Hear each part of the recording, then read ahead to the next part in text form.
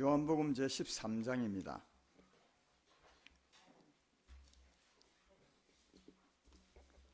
요한복음 제13장 34절, 35절 두 절만 보겠습니다.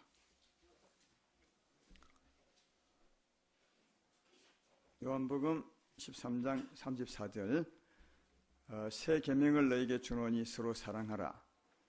내가 너희를 사랑한 것 같이 너희도 서로 사랑하라. 너희가 서로 사랑하면 이로써 모든 사람이 너희에게 내 제자인 줄 알리라. 아멘. 오늘은 내가 너희를 사랑한 것 같이 너희도 이런 제목으로 말씀을 드리겠습니다. 우리의 삶에 대한 얘기죠.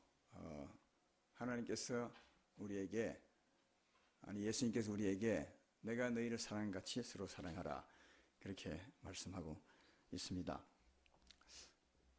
예수님은 이 땅에 오셔서 30년 동안 공생애하지 않으시고 30살이 될 때 공생애를 시작하셨습니다. 공적인 구원의 삶을 시작했다는 거죠. 그때 그 공적인 사역을 시작할 때 맨 먼저 이 백성들에게 하신 말씀, 우리에게 하신 말씀이 뭔 줄 아십니까? 그래서 회개하라 천국이 가까웠느니라, 이런 말씀부터 시작하였습니다. 회개하면 하나님 백성이 된다는 말이죠. 회개하면 천국 백성이 된다는 말입니다. 그리고 이제 3년 동안 공생의 삶을 살고 나신 후에 이제 마지막 십자가 짊어지시기 전에 우리의 삶에 대해 말씀하셨는데 그 말씀이 뭔지 아십니까? 그 말씀이 오늘 말씀입니다. 새 계명을 너희 주노니 내가 너희를 사랑한 것처럼 서로 사랑하라. 그 말씀을 주었습니다. 제일 처음 하신 말씀, 맨 마지막 하신 말씀, 우리에게 참 의미가 있다고 생각합니다. 우리가 하나님 예수를 믿어서 하나님 백성이 되면 어떻게 살아야 될 것인가 하는 것은 서로 사랑하며 살아야 된다. 이런 메시지를 우리에게 주고 있습니다. 하나님의 사람이 되었다면 서로 사랑하며 살아야 된다. 서로 사랑하며 사시기를 주의 이름으로 축원합니다. 근데 이게 쉽지 않습니다. 만만치 않아서 오늘 제가 설교하게 되었습니다. 여러분이 김경환 선교사님을 아시는지 모르겠네요. 이렇게 말하면 모를 텐데 내가 설명하면 이해할 것입니다. 2년 전인가 1년 전인가 북한에 억류되었다가 풀려난 그 미국 시민권 가진 선교사님 계시죠? 그분 이름이 김경환 선교사입니다. 그는 고등학교 때 미국 부모님을 따라 이민을 갔답니다. 그리고 이제 36살 때 담임 목회를 했고요. 교회에서 담임 목회를 하셨고 44세 때 선교 사역을 이제 시작했는데 그의 선교 사역은 주로 이제 티베트 지역, 몽고 이쪽에, 그리고 이제 북한하고 중국 경계선 거기에서 이제 선교 사역을 했습니다. 그리고 이제 그의 말에 의하면 그의 목회 사역 때 자기 부인이 희귀병에 걸렸습니다. 이 보통 병이 아니라 독특한 병이 걸려서 한 20년 동안 병상에 누워 있었다 그래요. 근데 이제 결과적으로는 이제 하나님 은혜 일어났다고 하는데 그의 간증에 하면 이런 말이 있습니다. 나는 목회와 선교 사역은 그렇게 어렵지 않은데 병상에 누워 있는 아내를 사랑하기가 진짜 힘들었다고 그렇게 말하고 있습니다. 선교 사역과 목회 사역은 어렵지 않은데 병상에 누워있는 아내를 사랑하기가 너무 힘들었다고. 그는 병상에 누운 아내를 찾아보기 위해서 병원에 도착했을 때 늘 주차장에서 기도했답니다. 하나님, 오늘은 성공하게 해주십시오. 사랑하도록 해달라고 기도하고. 그러나 이제 하루를 지나고 그 다음날 병원을 떠날 때는 하나님, 어제도 실패했습니다. 그렇게 했답니다. 그러니까 그 병상에 누워있는 아내를 사랑하려고 했지만 도무지 사랑할 수 없어서 그는 목사로서 아마 처절하게, 나는 목사지만 내게 사랑이 없구나. 그래서 이제 처절하게 깨달았습니다. 그러면서 고민이 시작됐대요. 왜냐하면 사랑하라고 설교를 하는데 본인이 자기 아내도 사랑하지 못하니까 그게 얼마나 고민이 되겠습니까? 이렇게 고민되는 중에 그가 티베트 지역과 북한 국경지대에서 복음을 전하다가 이제 북한 사람에게 잡혀가지고 보위부에 가서 이제 신문을 받게 되었답니다. 근데 그 신문을 받게 될 때 자기를 조사하는 사람들, 북한 사람이죠. 사람들도 성경책을 갖고 다닙니다. 그래서 왜 성경책을 갖고 다니냐 했더니 그 사람도 성경을 읽는답니다. 왜냐하면 주로 그 사람들이 잡아서 신문한 사람이 목사님들이래요. 선교사들.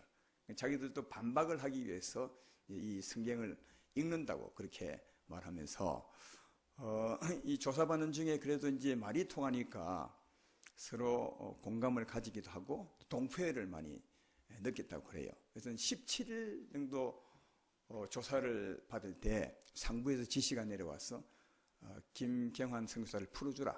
그래서 이제 17일 만에 그가 풀려 나왔는데, 풀려 나올 때 자기를 조사했던 그 조사원들도 굉장히 기뻐해 주더랍니다. 축하한다고. 근데 이제 마지막 그 악수를 하고 나오는데, 그때 이제 겨울이었어. 악수를 하고 나오는데 자기를 조사했던 그 조사원이 너무 손이 차더래요.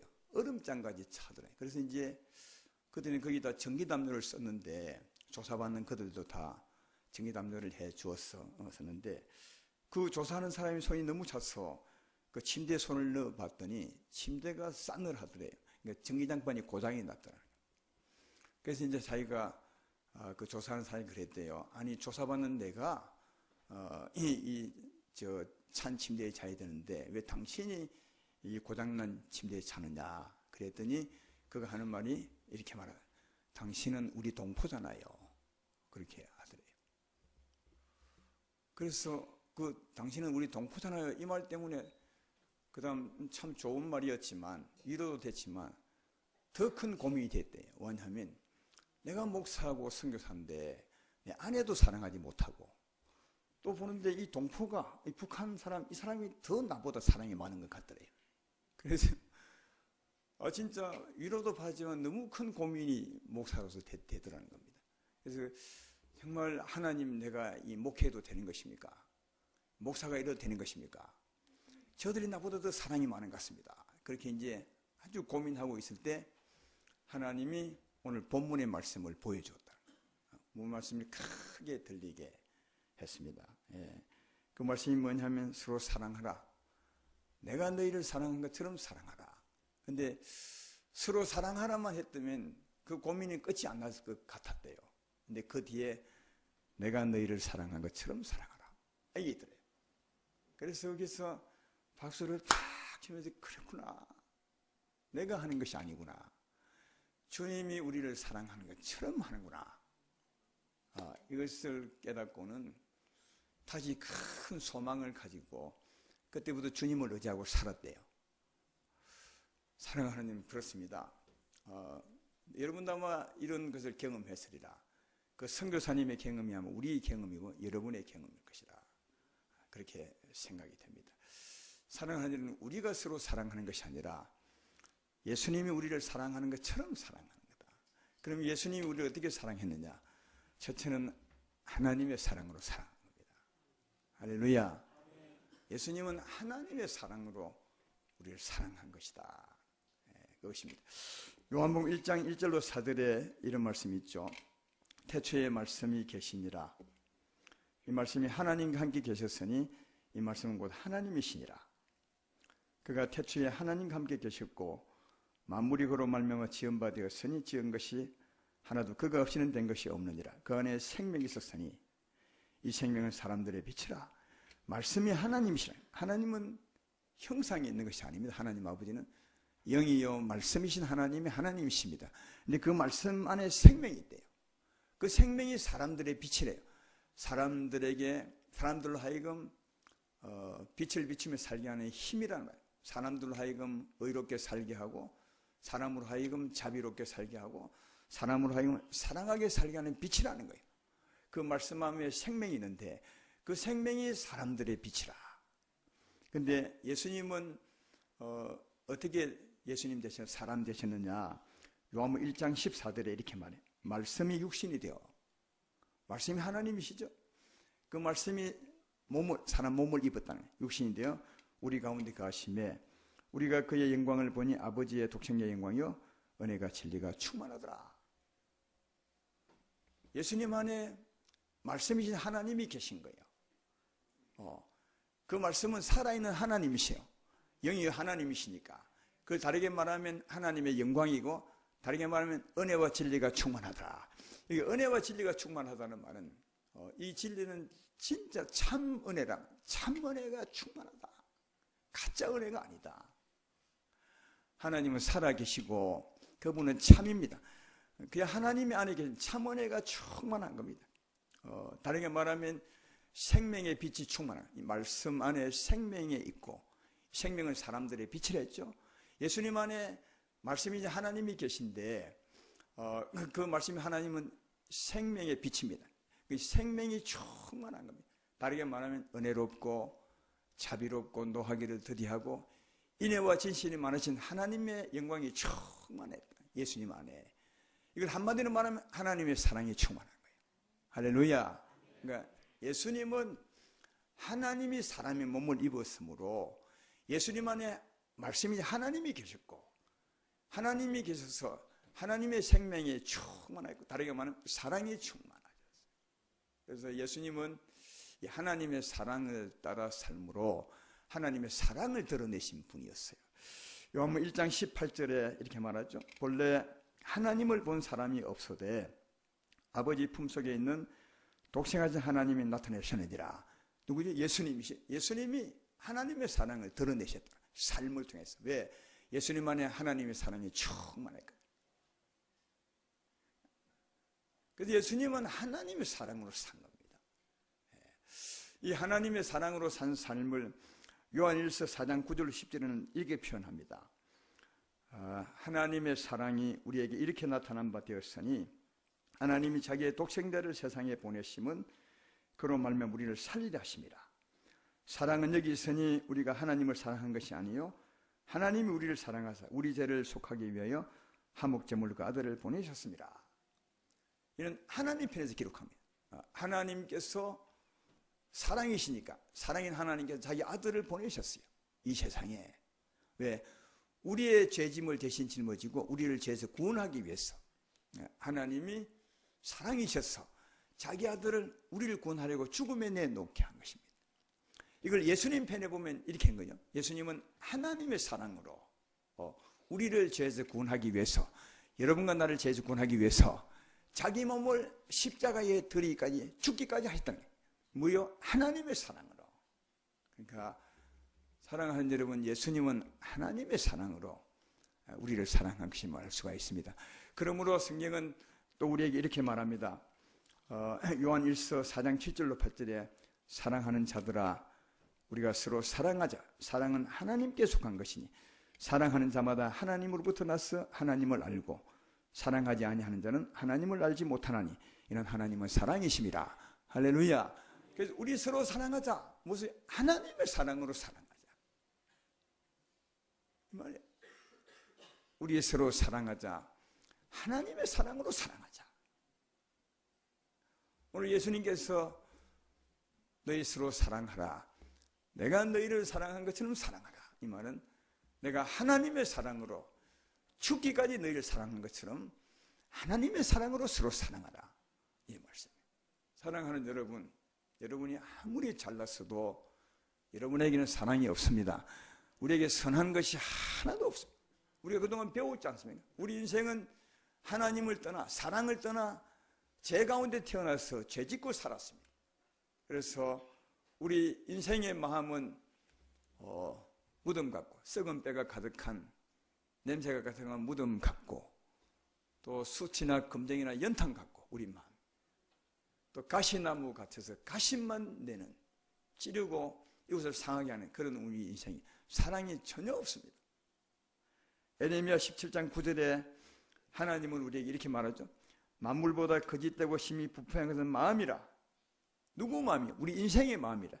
누가 능히 알리오마는 하나님은 아시는데 우리 인생은 뭐래? 우리 인생은 부패하고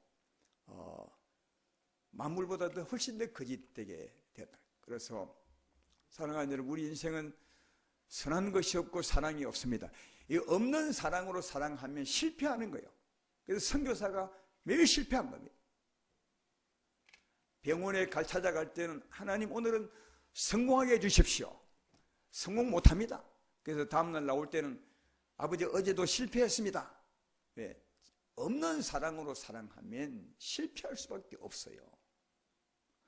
그러나 그런 우리도 예수 믿음으로 하나님의 사랑이 되고 이 하나님의 사랑을 의지하면 사랑할 수 있습니다. 이게 예수 믿는 이유요.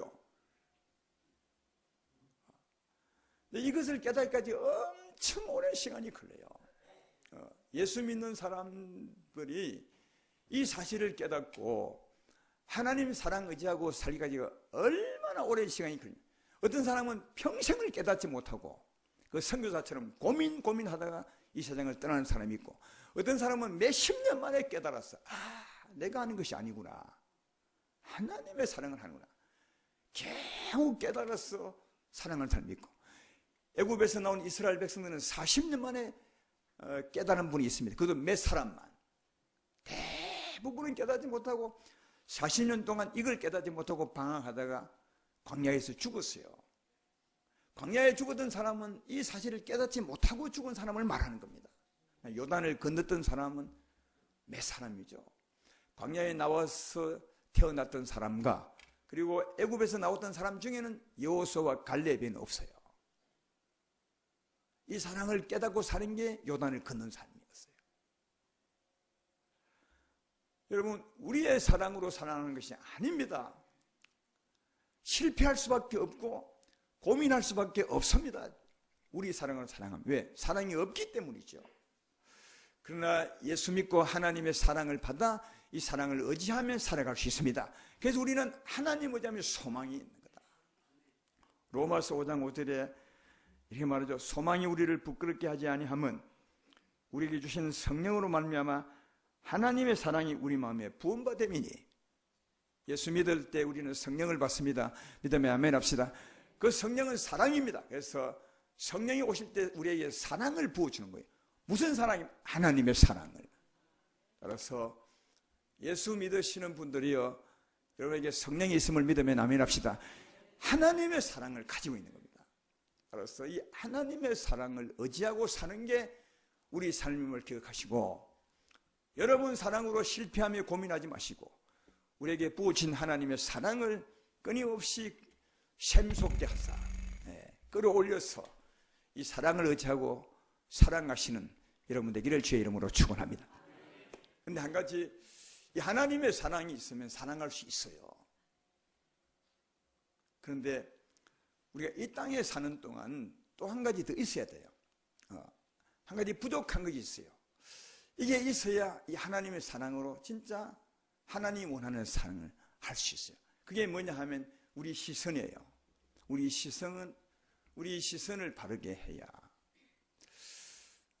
설교 들으면 알겠지만 우리 시선이 잘못되면 사랑해야 될 사람을 사랑할 수 없어요. 근데 시선을 바르게 하면 사랑할 사람을 하나님 사랑으로 사랑할 수 있어요.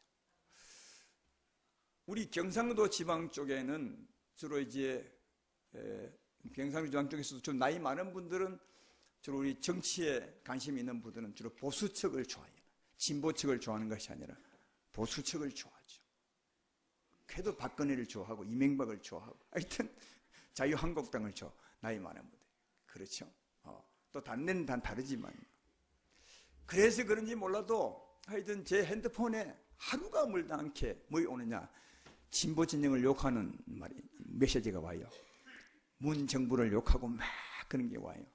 근데 주로 그 사람들이 누구냐? 목사님들이나 장로님들이에요. 왜? 나 목사니까. 목사님들이 내한테 그런 거 보니 매일 와요. 그리고 보면서 이분들이 목사이고 장로지만 그래도 사람을 사랑하지 못하는구나. 하나님의 사랑이 있을 텐데. 왜? 목사니까 사랑이 있죠. 예수 믿을 때 하나님의 사랑을 부원받으니까 사랑이 있는 거 아니겠어요? 사랑이 있지만 또 기도하니까 사랑이 충만하겠지만 사랑이 충만해도 사랑해야 될 사람을 사랑하지 못하는구나. 진보 측 사람들을 사랑하지 못하는구나. 이걸 느꼈어요. 저도 그런 끼가 좀 있고요. 여러분도 마찬가지죠. 왜 하나님의 사랑이 있으면서 못할까요? 생각해 봐야 되잖아요. 왜 그 사람들 미워하죠? 그런데 우리 부모들을 보라. 부모들, 믿는 부모님이나 믿지 않는 부모님들이나 특별히 어머님들이 자녀 사랑하는 걸 보라고요. 그냥 설명이 안 됩니다. 어머니들이 자녀 사랑하는 설명이 안 돼. 아무리 많은 죄를 지어도 죄 안 짓대요. 자기 새끼니까. 우리 새끼 죄 안 지어서 하여튼 우기는 데는 어머니 못다. 정말. 왜? 아무리 죄를 지어도 어머니는 죄 안 짓대요. 아버지는 좀 또 정의로워서 죄 지은 자식 죄 지었다고 해. 저놈 나쁜 놈이야. 벌 받아야 된다네. 어머니는 아니야. 죄 지은 거 뻔히 알면서도 안 지었대요. 아무리 많은 죄를 안 지었대. 그리고 아무리 못된 짓을 해도 어머니는 자식을 사랑해요. 왜요? 자식이니까. 자식으로 보이잖아요. 자식이니까. 아까 김경환 선교사님이 북한에 신문 받을 때 그때 이제 마지막 마치고 이제 나올 때 그때 악수할 때 그 찬손 때문에 어찌 내가 찬 침대에 자야 되고 당신이 따뜻한 침대에 자야 되는데 왜 그랬어요? 그거 하는 말이 뭐죠? 당신은 내 동포 아닙니까? 그러니까 동포라고 보아도 적어도 그 시선이 동포라고만 보아도 사랑할 수 있는 거예요. 시선이 정말 중요하다는 거예요. 어떻게 보느냐 하는 시선이 참으로 중요하다는 사실 알 수 있죠. 시선이 잘못되면 사랑하고 싶어도 못해요. 사랑이 있어도. 이 면에서 우리 예수님을 보셔야 돼요. 예수님은 사랑하지 못한 사람이 없어요. 다 사랑했어요. 예수님 당시에 서로 갈등하는 부류가 있었어요. 그 갈등의 부류가 뭐냐? 요즘 진보나 아니면 보수측처럼 그 당시에는 바리새인들과 죄인들이요. 세리들요. 바리새인들은 세리들을 아예 상종도 안 했어요. 세리와 죄인들도 바리새인 아예 쳐다보긴 안 했어요. 삼각관계였어요. 그러나 예수님은 바리새인도 사랑하고 세리도 사랑했어요. 누가 보면 15장의 큰 아들은 바리새인을 의미하고 작은 아들은 세리를 의미합니다. 설명을 제가 드린 바 있죠. 예수님은 세리도 사랑하고 바리새인도 사랑, 큰 아들처럼 사랑하고 작은 아들처럼 사랑했고요. 그리고 그 당시에 예수님은 이스라엘 태어났는데 로마가 이스라엘을 점령하셨어요. 무력으로. 근데 예수님은 잘 들으십시오. 로마인도 사랑하고 그들의 지배를 받고 있는 이스라엘도 사랑했어요. 하나님 말씀을 가지고 사는 이스라엘 백성들도 사랑했고 이방인도 사랑했어요. 예수님은 사랑하지 못한 부류의 사람이 없어요. 다 사랑했어요. 가늠한 여인도 사랑했고 강도질하며 마지막 십자가에 달려 죽어가는 그 사람도 사랑해요. 일평생 강도질하며 살았던 그 사람도 사랑하고 그래서 같이 십자가에 따라 올라가서 그 사람을 구원하지 않았습니까? 주님이 사랑하지 못한 부류의 사람이 한 사람도 없어요. 왜 주님은 한 사람도 사랑하지 못한 사람이 없었을까요? 주의 눈 때문에 그래요. 주님은 어떤 부류의 사람도 자기 백성이라 생각한 거예요. 세계가 다 내게 속하였나니 하나님께 속하지 않는 백성이 어디 있습니까? 이방인도 내게 속하고 유대인도 내게 속하고 바리새인도 서기관도 내게 속할 뿐 아니라 세리도 내게 속하고 가늠한 여인도 내 자식이고 예수님은 전부 자기의 백성으로 생각하고 또 죄지어서 하나님을 떠나서 산 사람을 잃어버린 자식으로 예수님은 전부 잃어버린 자식으로 생각했어요. 바리새인도 잃어버린 자식으로 잃어버린 큰아들 세리와 죄인들도 잃어버린 작은 아들로 전부 잃어버린 자기 자식으로 생각했어요. 그래서 그가 오실 때 어떤 마음으로 오셨는지 알 수 있어요. 누가 보면 19장 10절에 인자가 온 것은 잃어버린 자를 구원하려 함이라. 내가 이 세상에 온 것은 잃어버린 내 자식 찾아온 거다. 자식을 잃어버린데 어떻게 찾지 않겠느냐. 예수님은 이 세상 모든 사람을 사랑했던 이유가 그의 시선이 전부 잃어버린 자식이라는 거예요. 그러니까 사랑하지 않을 수 없어요. 여러분이 여러분 자식을 잃어버렸다면 찾지 않겠어요? 아무리 나빠도 찾죠. 왜? 내 자식이니까. 예수님은 인생을 향한 시선이 올바라서 내 자식이니까. 그러면 예수님은 하나님의 사랑, 사랑하지 못할 사랑을 가지시니까 누구도 사랑했다고 해요? 천만에요. 예수님 사랑하지 않는 게 있습니다. 마귀와 귀신들, 이들은 하나님의 원수입니다. 원수를 사랑하지 않았어요. 나는 내 원수를 미워한다고 했어요. 그러니까 하나님의 사랑은 사랑하지 못할 것이 없는 능력인데 왜 원수는 원수니까요. 그들은 하나님 자녀를 망하게 하고 어렵게 하고 죽게 하는 원수들이니까 예수님은 원수는 사랑하지 않는 거예요. 하나님의 자녀를 그러니까 이게 시선이 얼마나 중요한지 알 수 있죠. 사랑하는 여러분, 여러분들은 이웃을 사랑하지 못할 때가 많이 있죠. 왜 못한다고 생각하십니까? 우리의 시선이 예수와 달라서 그렇다니까요. 왜 하나님의 사랑을 가진 사람이 진보 측을 미워하죠? 어떤 사람은 보수 측을 미워하죠? 시선이 예수님과 다른 거예요. 시선이 하나님의 사랑을 가졌으면서도 시선이 틀린 거예요. 그러니까 그 사람들은 생각하기를 나쁜 사람, 내 반대편 사람, 나를 망하게 할 사람 이렇게 보니까 사랑할 수가 없는 거예요. 사랑할 수가 없네. 그러나 시선을 바꾸어서 예수님이 우리를 보듯이 저들이 그래도 하나님의 찾을 사람, 하나님이 잃어버린 사람, 하나님이 찾을 사람, 우리 편에 보면 내가 찾아야 될 이 형제 생각한다면 아무리 나쁘고 나와 생각이 틀려도 충분히 사랑할 수 있다는 거예요. 시선을 바꿔야 된다는 거예요. 시선을 바꿔야 돼요. 근데 아까 믿든 어머니든 믿지 않는 어머니든 자식을 사랑한다 했어요. 그죠? 왜? 자기 자식이니까. 자기 자식으로 보이죠. 자기 자식이니까요. 그러나 믿지 않는 하나님의 사랑이 없으면 자식을 사랑하는데도 사랑은 부족해요. 그렇잖아요. 예. 자기 자식이기 때문에 사랑하지만 그 사랑하는 마음은 부족하다고요. 그래서 사랑하면서도 막 욕하고 원망하고 불평하고 그래요. 사랑하면서도. 왜? 그것은 시선은 맞지만 사랑이 없기 때문에 온전하지 않은 거예요. 또 하나님의 사랑을 가졌어도 시선이 틀리면 사랑할 수 없는 거예요. 이해가 되십니까? 그래서 온전한 사랑은 어떤 사랑이냐? 예수님의 시선으로 예수의 사랑으로 사랑하는 게 온전한 거예요. 다시 말하면 온전한 사랑은 예수님의 시선으로 예수의 시선으로 바라보고 예수의 사랑으로 사랑하는 거예요. 왜 이렇게 아멘이 적어요? 여러분 이런 게 있어요. 우리가 지금까지 시선을 그렇게 보고 하는데 갑자기 목사님 설교 들으니까 지금까지 미워했던 사람을 사랑해야 될 상황에 처했어요. 그러니까 아멘이 적은 같은데 틀렸어요. 고지셔야 돼요. 여러분 그들이 여러분의 삶을 지배했어야 되겠습니까? 우리의 삶의 지배는 누구면 하나님이십니다. 그러니까 우리는 하나님을 따라 가셔야 돼요. 우리 삶을 교정해 가셔야 돼요. 그래야 이게 복 있는 삶을 살 수 있는 거예요. 근데 하나님은 그들을 사랑하는데 왜 우리는 사랑하지 못하는 겁니까?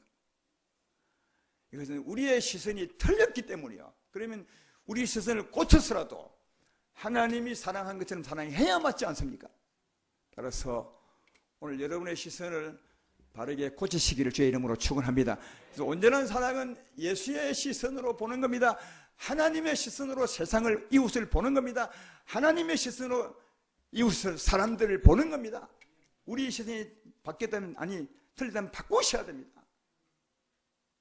바꾸시고 그 다음 하나님의 사랑으로 사랑하는 겁니다. 이게 온전한 사랑. 오늘 주께서 새 계명을 주셨어요. 하나님의 사람들에게 새 계명, 이런 새로운 삶을 살라고 새 계명을 주신 거예요. 새로운, 이제 하나님의 사람이니까 전에와는 다른 거다. 우리 삶이 하나님의 사람처럼 살라는 뜻으로 새 계명, 새 자를 붙인 거예요. 그 새 계명의 내용이 뭐냐? 내가 너희를 사랑한 것처럼이요. 예수님이 우리를 어떻게 사랑했는데 예수님의 시선으로 예수의 사랑으로요. 하나님의 사랑으로 하나님의 시선을 보고 사랑하는 거예요. 할렐루야. 그러므로 사랑하는데 하나님의 사랑은 여러분에게 있어요. 그 사랑은 펌프처럼 꼴리면 얼마든지 사랑의 샘이 솟아요. 부족하면 하나님께 구하시면 주십니다. 하나님 사랑이 우리에게 있어요. 여러분에게 있습니다. 그 사랑을 의지해서 하나님의 시선으로 사랑하시기를 주의 이름으로 축원합니다. 이게 내가 너희를 사랑한 것처럼 사랑하는 거다. 내가 너희를 사랑한 것처럼 서로 사랑하라. 내 시선으로, 내 사랑으로 서로 사랑하라. 이것이 진짜 복인 자가 될 것이다. 이런 여러분 되기를 주의 이름으로 축원합니다.